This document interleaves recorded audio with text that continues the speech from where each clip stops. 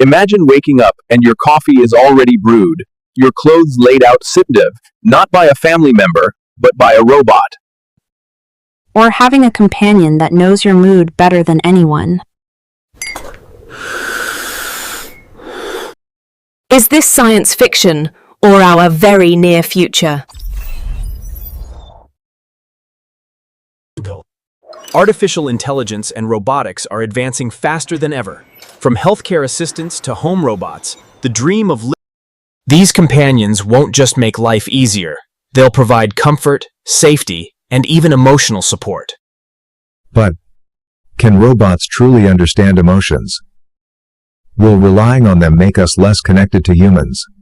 The truth is, robots won't replace relationships. They'll reshape them. The future of AI companions.